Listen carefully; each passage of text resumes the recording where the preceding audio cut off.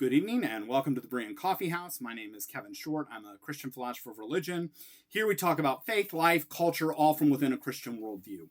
Why Berean? Because the Bereans' nobility was found in the fact that they both made inquiry, but they also believed.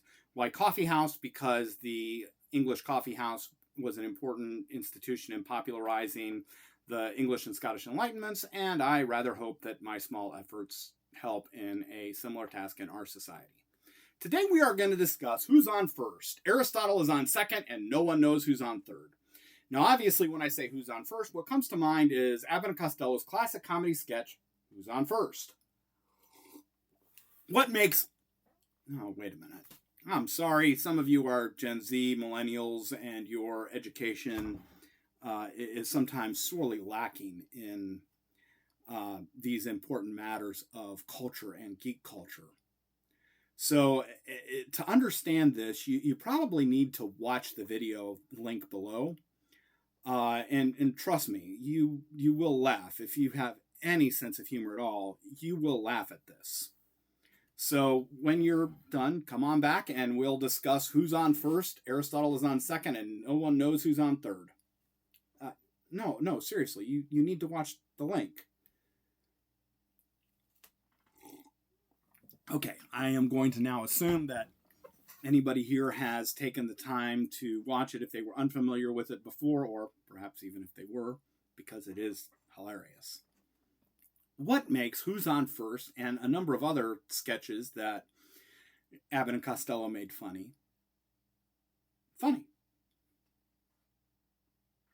Well, it's the fact that Costello, the short guy who kind of shaped a bit like me without the beard, is using common sense understandings of certain words. Meanwhile, Abbott, the straight man, he understands the same terms, but is using them to refer to the names of certain baseball players. And of course, Costello doesn't understand this, even though Abbott does, and it just leads us into a hilarious conversation as we watch how they are misunderstanding each other. And we think, well, this is uproariously funny, but it couldn't happen in real life. Except, perhaps it does. Specifically, when we start discussing ethics. And so now we need to understand why Aristotle is on second. One of my favorite ethicists, really one of the most important ethicists of the 20th century, is a man named Alasdair MacIntyre. Now, I don't always agree with him. I am not in quite the same position he is. But he's affected my thinking very deeply in several different ways, some of which I will discuss here, some of which I will discuss at a later date. He began his career as a philosopher in something of a fellow traveler within Marxism, even dismissing Christian socialism along the way. But somewhere on the line, he abandoned Marx and became an Aristotelian ethicist. Wrote a book called After Virtue, in which he literally put Aristotle back on the map in terms of active possible positions for a ethicist to hold. To a large degree, there were a few Thomists that were doing similar things, but they weren't as well known outside of certain Christian circles. Now, what MacIntyre also did was to diagnose a fundamental flaw in ethics going back at least to the Enlightenment and the rediscovery of the Greek classics. Without going into every detail and every argument he makes, which you should read, the major book, After Virtue, came out in the 80s. And it, by the way, was not necessarily written just for professional philosophers. It does provide a great deal of fodder for professional philosophers, but it was also written for those not necessarily familiar with the subject. He discusses and claims that ethical discussion since the Enlightenment has been broken in a manner much like Who's on First.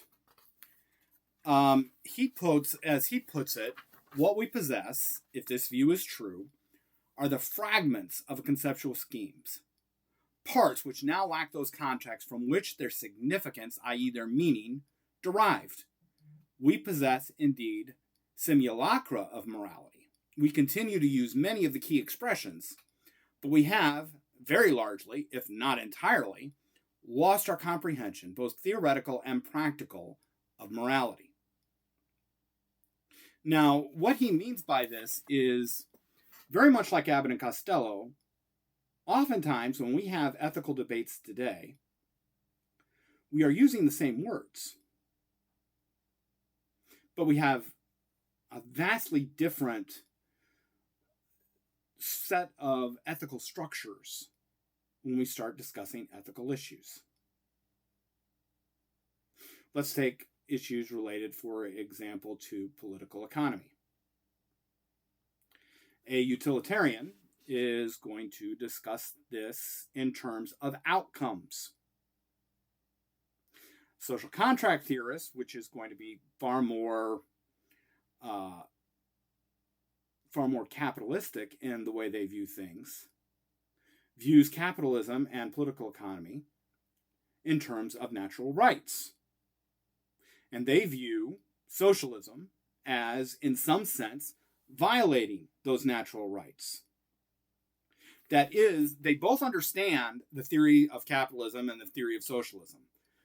They both know a number of historical facts, though very likely the socialists and the capitalists interpret those facts very differently. This is why we have the insane idea that the Soviet Union was not real communism. It was, but that's a discussion for another day. And yet, their interpretation of which is better is drastically different. Why? Because the social contract theorist is saying, no, it's got to be capitalism because of human individual rights. And the socialist is saying, no, it's got to be communism because of the outcomes. And we don't think the outcomes of capitalism are very good. Also a debatable point, but again, not our discussion today. The basis on which they are evaluating the subject itself is different. And yet, that very rarely comes up in the discussion itself. McIntyre notes, the facts of disagreement themselves frequently go unacknowledged, disguised by a rhetoric of consensus. We are using the same words, but we don't actually address the root cause of the disagreement themselves. Now, McIntyre describes this in terms of competing traditions. And these traditions have different foundational bases. And while all may be equally logical, all may be equally rational, the basis on which those ethics are discussed begin at a different place and begin with a different set of assumptions. And so the issues are not, in fact, the issues at hand, but what is the basis on which those evaluations should be made. A utilitarian, very common approach to ethics, and has been for at least 100 years, does this on the basis of the principle of utility, which is based on outcomes. A Kantian does this from a very different basis. He does this from the basis of the idea we could boil this down and boil this down and boil this down to the concept of if everybody did it, X, and therefore good or bad. What he called the categorical imperative. And I will give you my basis at another point in time, but it's different from both. I agree actually somewhat with McIntyre, but I'm also operating from within the Christian sphere, which McIntyre himself would eventually do. We will get to that in a little bit. What this means for our standage point is there is no such thing as modern ethics. What is true of philosophical inquiry, as he said, holds also true for theological and moral inquiry. What are taken to be the relevant data and how they are identified, categorized, and classified will depend on who is performing these tasks and what his or her theological and moral standpoint and perspective is. Now, is he arguing that everything comes down to perspective? No. The facts don't come down to perspective. However, what we do with those facts is heavily influenced by perspective. Think of facts as bricks. When you build a house, you can't just appeal to the fact that there are bricks. And you cannot say, my way of building the house is correct because there are bricks. The issue is not the existence of bricks. The issue is, how should those bricks be put together to build a structure? What is the architectural blueprint? In our discussion here, though, this is in reverse. And we discuss it in terms of worldview. That will be our discussion next time. What is a worldview and what is a religion? But again, that's next time. But these basic commitments, these interpretive structures, these paradigms, as many philosophers call them, they are what is really at issue in our ethics, not necessarily the issues as we discuss them. Thus, for example, in debates over fascism, the difference between the left and the right isn't whether fascism is good or bad. It is, what is fascism? What makes fascism bad? And there's a debate that can be had there. If we are not very careful, we end up in a logical fallacy called arguendo ad Hitlerium. Yes, that does refer to Hitler. And we all understand that we cannot make an argument, Hitler was a fascist, Hitler was a vegetarian, and therefore vegetarianism leads to fascism. Bad logic. So what precisely do we mean when we say Hitler was a fascist and that is bad? What do we mean when we describe nationalism? Because that term can have a few different meanings. And some philosophical viewpoints will focus on one meaning, and they will have a conversation dealing with another philosophical viewpoint that will use this term differently. And neither side always realizes they're having two different conversations. And in a much later video, I will discuss how I believe Christians should navigate this issue. But it's important we understand what the issue is on the outside. Now, how does MacIntyre demonstrate this? Well, he does it historically. And key to understanding MacIntyre is that G.E. Moore's theory of emotivism, a view that was very popular for a very short period of time in the early 1900s, mainly the 1900s, maybe the early teens. To him, emotivism proves the ultimate and complete failure and breakdown of ethical discourse. And he supports this furthermore by discussing issues related to Nietzsche and Sartre and a few other figures. But his basic point is this is proof that ethics have broken down. Now, his solution is Aristotelianism, and interestingly enough, eventually, a form of Christianity and Catholicism. He writes, when I wrote After Virtue, I was already an Aristotelian, but not yet a Thomist, something made plain in my account of Aquinas at the end of chapter 13. I became a Thomist after writing After Virtue, in part because I became convinced that Aquinas was in some respects a better Aristotelian than Aristotle.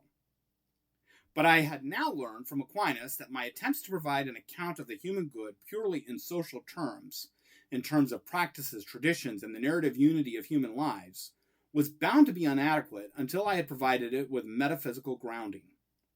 It is only because human beings have an end towards which they are directed by reason of their specific nature that practices, tradition, and the like are able to function as they do. Now, one of the factors that we have to understand in our discussions of moral debates is the metaphysical basis on which those debates happen. I will, at a later point, note why naturalism and any type of naturalistic ethic is ultimately self-defeating, at least if one tries to have a prescriptive ethic. If one believes that ethics are subjective, as one is required to do if naturalism is the case, because any ethical foundation one provides must necessarily be arbitrary, then the only thing one can do in ethics is to describe them. One cannot prescribe them to somebody outside of one's own tradition. One cannot argue for a position because that requires a rational basis for the objective claim being made. You cannot say ethics are subjective and then say that is wrong. Because if it is subjective, that is only an opinion. Now, no one knows who is on third. Since MacIntyre's writings, little has actually changed. In fact, interestingly enough, an atheist philosopher that I did not really know when I started my dissertation, but who I am probably going to have to deal with in the future because he discusses the same issue, slavery, recently has suggested he thinks emotivism works, which, as I noted a moment ago, G.E. Moore's emotivism is taken by MacIntyre as complete breakdown of the ethical discussion. There are no more metaphysical bases on which something can be built. It's just whether we like something or not, which is Moore's conclusion. Moore's conclusion, saying it is good, is essentially a way of saying I like it, and saying it is bad, simply a matter of I don't like it, and therefore all ethics are merely matters of taste. But if all ethics are merely matters of taste, once again, one cannot mandate them very easily, even if they are shared matters of taste. One cannot logically or rationally make a compelling argument. One can only use force. In point of fact, since MacIntyre has written, that is precisely where things are going. We are seeing people who, instead of arguing over ethical disagreements, they are now trying to use governmental force, economic force, getting people they disagreed with fired, often on claims of racism, which are often, once again, defined differently by different people and face some interesting challenges in the way we communicate about that issue. And now some of them are even applauding political assassination. That is, their argument has been replaced by do it my way or else. And we are seeing a movement under Trump that is making the same kind of movements, but in different directions. I make no bones about the fact that I don't consider Trump's FDIC clamping down on free speech to be any more tolerable or any more in the public interest than that of the Obama or Biden administration. The lawfare of the Biden administration against Trump, and even to a certain extent during Trump's own terms from holdovers from the Obama administration, is no more nor less despicable than perhaps some of the very questionable prosecutions we see being murmured about by Trump, although I want to be a little more careful there because I don't necessarily know all of the facts involved. But based on some of the allegations, I'm a little cherry on that. Our ethics have broken down. Why? Because we don't even understand the basis on which and from where people are coming from. We think we're talking about issues. And in fact, we are talking about issues, but what we ought to be talking about is what are the proper criteria that we should be using to resolve those issues and why. We are afraid and unable to ask the deeper questions. We are unable of doing philosophy. Now, I say doing philosophy because philosophy, in a sense, is as much an activity as it is a subject. In fact, if you want to understand philosophy, I think there are two things you need to read to start with. First, a good bit of the history of the discipline,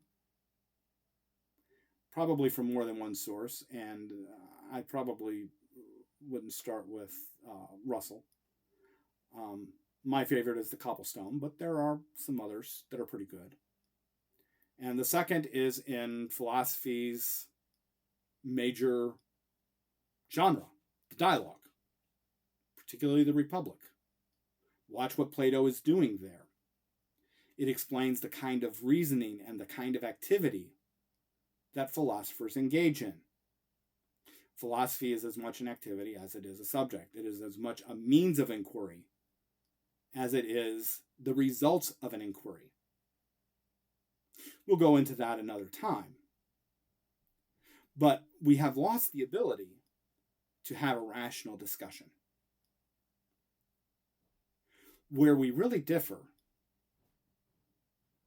are not in our conclusions, but in our worldviews.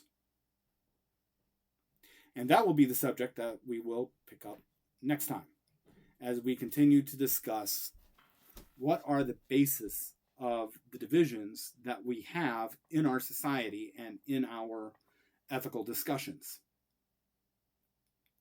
Now, again, my name is Kevin Short. If this has been helpful to you at all, please like or subscribe. If you want to see more, especially, please pass this along, let people know, and you can drop me a line in the comments. I check every so often.